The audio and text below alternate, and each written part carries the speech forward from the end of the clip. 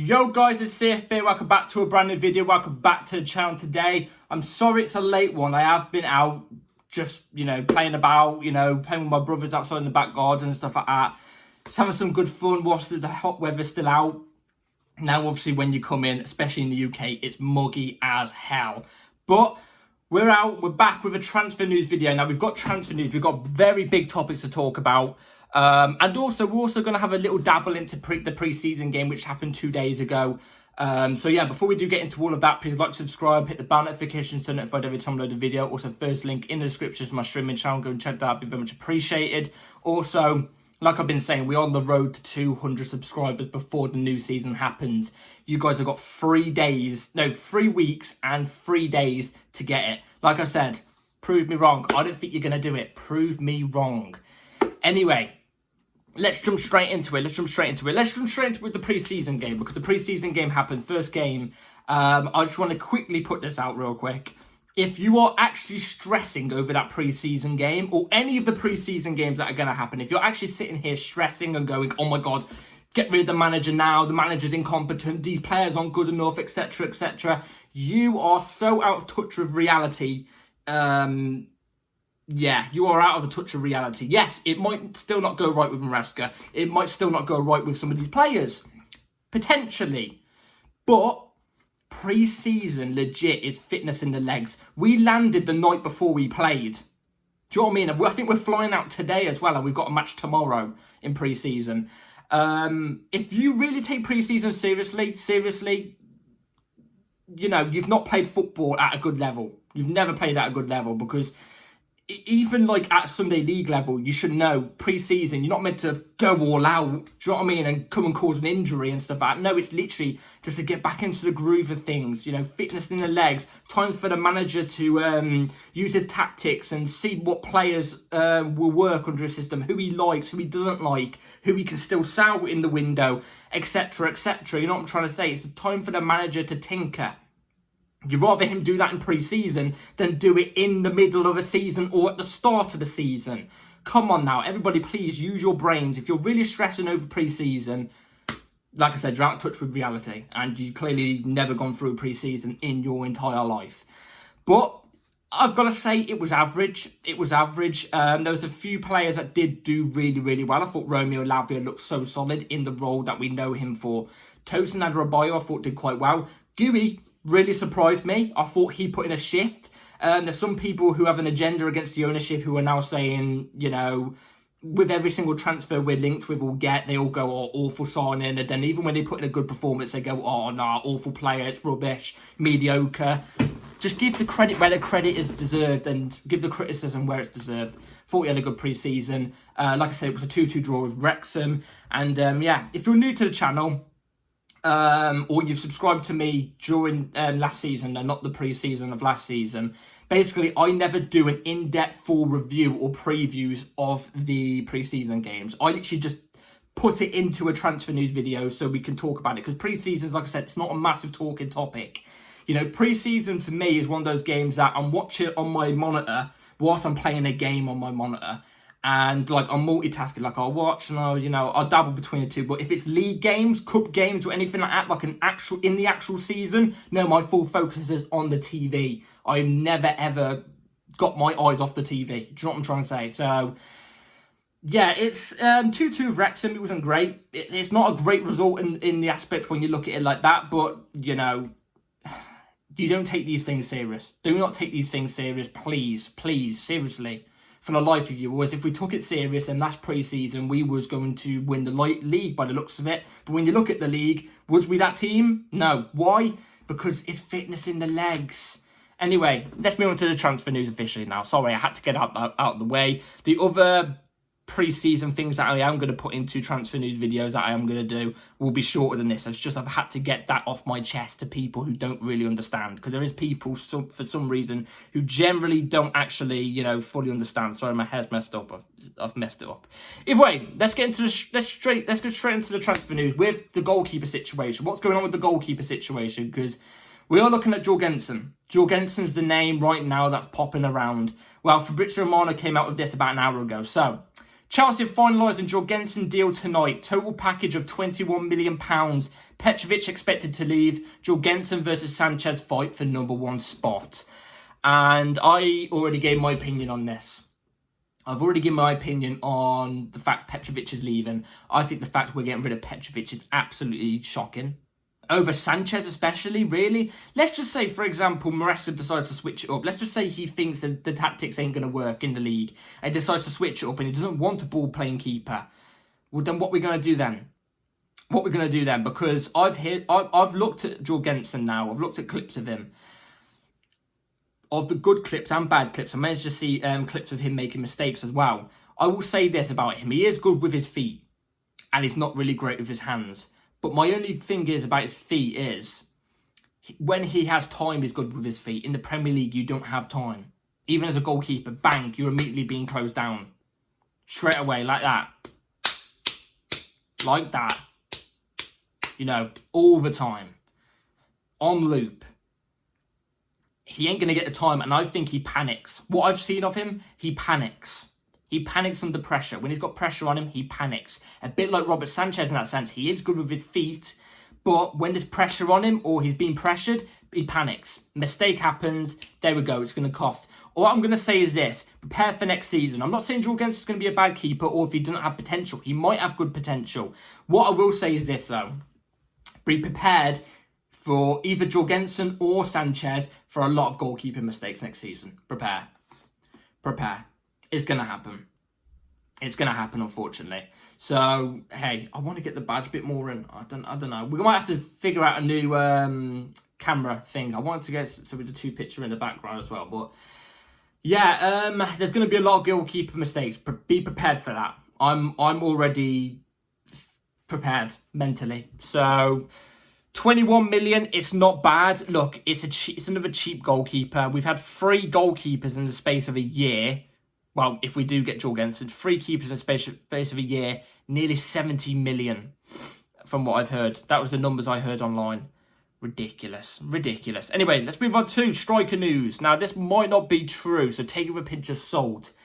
But we do know this player does want to leave a certain club.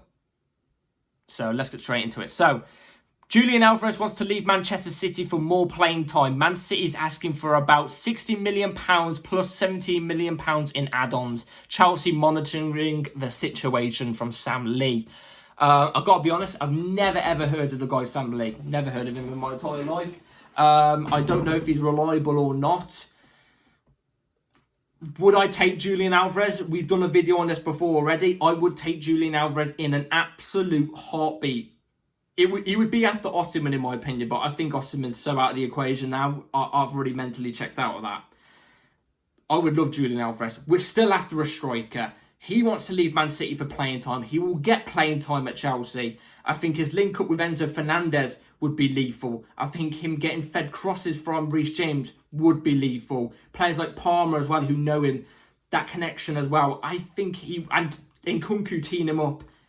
I think he would do wonders, and we know he could do. He could play well in the Premier League because he played in the Premier League. He's won in the Premier League. He's shown he could do it in the Premier League at the top level. He brings you goals, man. He brings you goals, and that's what we need in a team. We need goals. But let me be real. Are we going to get him? No, we're not going to get him. I'm already saying this right here, right now. That source, I reckon, is bullshit. I don't think we're even after him. I do not think we're even after him. We heard the early links earlier on, last 2 months ago, but since then I've not heard anything. It's literally been zilch. Alvarez is a top player. I think he will move abroad or something. I think he'll move to Atletico Madrid or something. He just seems like he's a fit for Atletico Madrid for some reason, but I don't know. It's a bit of a bummer. We need a striker. I don't know who we're going to go for. Omarodian links are starting to come back now. I'm being haunted. But let's get on to this one as well from Max London's First, who is actually quite a reliable source. I think I've quoted him before on this channel. So here it is. So reports of Madueke Green personal terms with Newcastle have been downplayed. Madueke does not want to leave Chelsea, and Chelsea would want a substantial fee. Maresca also likes the player. Madueke as well, I forgot to mention the pre-season game is apparently a player who is really, really impressed under Maresca, and I think he can be a very big and vital player under Maresca. I generally think he does. I think he suits the way Maresca wants to play football. In the pre-season game, though, in that first 45 minutes that he played, because obviously he played 45 minutes, he was being a bit of a solo. If Madueke realises that football is a bit of a team-playing game, I'm telling you, especially under Maresca, I think he's going to be one of the main guys. I still stand by it. I think he's going to be one of the main guys. I think he's going to do really, really, really well. But, like I said, it's a pre-season game. Maybe he was just trying to take the piss. But at the same time, you can still play with your team on a pre-season game. As long as he just doesn't do it in an actual league game. Do you know what I'm trying to say? That's the main thing. But I'm still saying it's great either way. He's a top player. I think I would want a fee of, I've got to be realistic, a fee of 45 million I think I would accept, because his potential is high. We've seen him, he can do it in the Premier League, especially the back end of last season. He was on fire in that sense. Not amazingly, but like he was doing really, really well. But I don't see Madueke leaving. I think he wants to stay. I've heard that he wants to stay too. Well, it says that he wants to stay. I've not really heard any links with him agreeing personal terms with Newcastle though, so I think that might be off. Me personally, I've not seen it. I've not seen it with these two baby blues at all. You know what I mean? And they're baby blues. I mean, take a look at them. But I wouldn't want Madueke leaving anyway. I would not want Madueke leaving. In fact, if it was me, I would want Madueke off the left and Palmer on the right. That's what I would want. I think that would really work. But he's not going to put Madueke off the left. No manager does, even though he did it under the England under-21s, and he was amazing in that space. So, yeah. Anyway, so, Conor Gallagher. What's going on with Conor Gallagher? What's going on with Conor Gallagher? This came out. So, Chelsea have slapped a £50 million price tag on Conor Gallagher as they are determined not to sell him on the cheap. Sources in Spain say Atletico Madrid are increasingly confident. Look, do you want me to be completely honest? I don't think Conor Gallagher's going to get sold. Just like, I'm going to say this as well, I don't think Broja's going to get sold. I don't think Broja's going to get sold. I think Broja's going to stay. And I will say this as well, pre-season, that first game from Broja, like I said, I can criticise at times, even though it's pre-season, but my God, Broja did nothing. He did nothing. He could have at least moved around a little bit like Gooey was doing, but he did nothing.